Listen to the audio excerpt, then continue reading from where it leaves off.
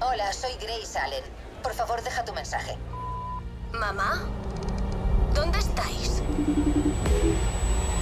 Searching, the first one, was so powerful, both in the shooting and in the technique, and also in the emotional plot. So, Will, as the writer and the director, how was the filter to decide what keys to keep from the first one and what to add from yourself, both in the technique and in the plot?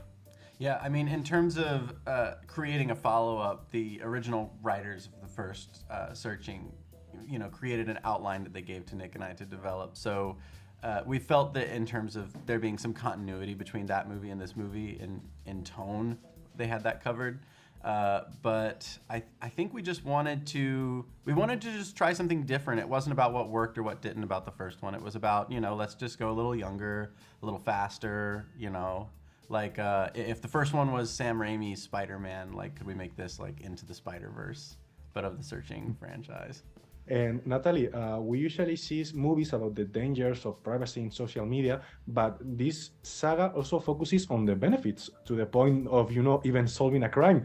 So which one of these opposites do you see as the main one in the movie? And how necessary do you think it's also to show in fiction this, this bright side of our online choice?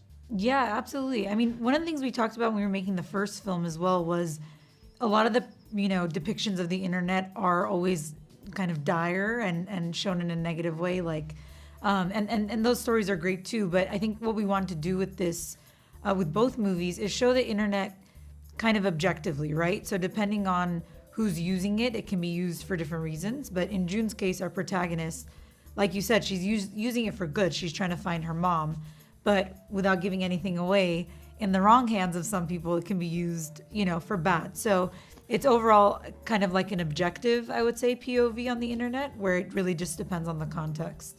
Yeah, totally.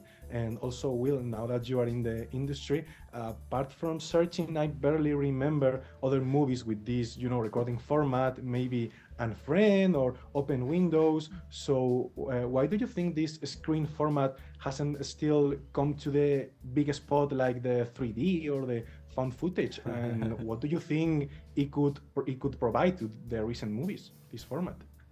That's a great question.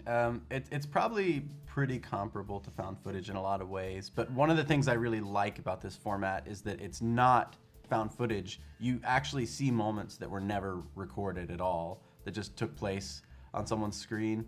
I think to me the most exciting part about it is like being able to get a glimpse into someone's very personal life. There's a voyeuristic kind of thing there where you're not seeing what somebody's trying to project, you're just seeing what they're thinking.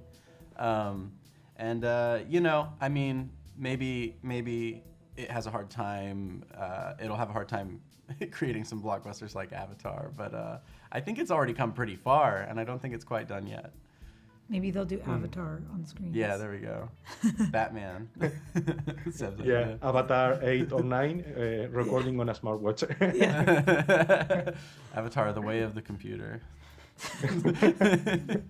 It will be pretty awesome. Yeah, so precisely talking about the planification of recording in these cameras, how different and challenging it is to plan and shoot for cameras like a smartwatch. I mean, how do you maintain the balance between cinema quality but also a realistic image?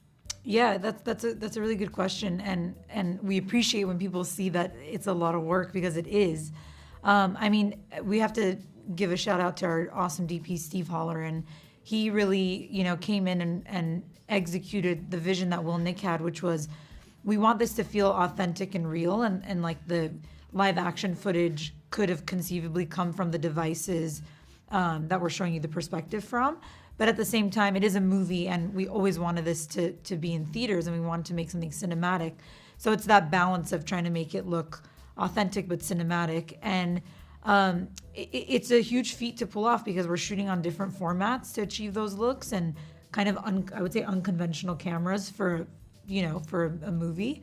And it's the workflow is it's like making a whole animated movie and a whole live action movie. So it's kind of like producing 2 movies in one, but it was worth it. Hay muchas cosas de las que quiero hablarte. Ay, Dios mío, alguien viene.